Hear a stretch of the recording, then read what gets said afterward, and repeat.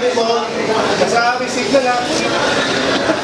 Kuya, Ate, Bunso, Friends of Eagles, good evening po sa inyong lahat.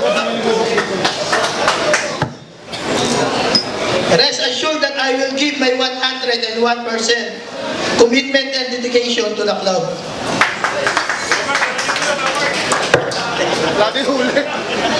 Allow me to tell a short story on how I got here in front of you.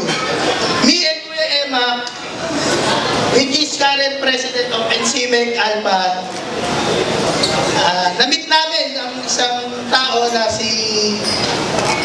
nagpakilalang miyembro ng HPG at miyembro din ng ibang club.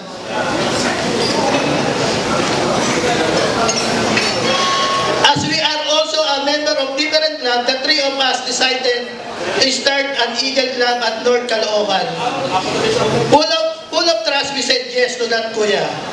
And little did we know that we are getting scammed. We stood up and fight for what we have and for the member who trusts our capabilities. Patay na lang. Patay na lang. Para kaming rebelde, lumaban sa alam naming tama. With the help and guidance of our very masipag Kuya Gob Jericho. Maraming salamat po. Sobrang active ni Gob. Action man. At syempre, si Kuya Romel Saraw. Kuya Pres, maraming salamat po. Siya ang nag-push sa amin para ituloy ang North Caloocan. Muntikan na po kaming magwatak-watak. At sa guidance ni Kuya Jun Bayumo. Kuya Jun, salamat po.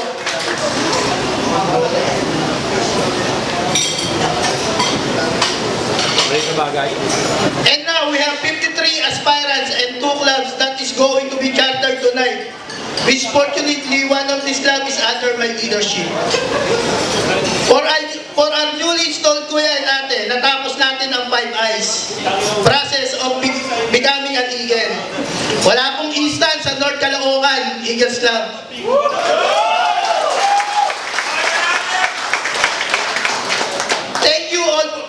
Thank you all for this chance to be with you tonight.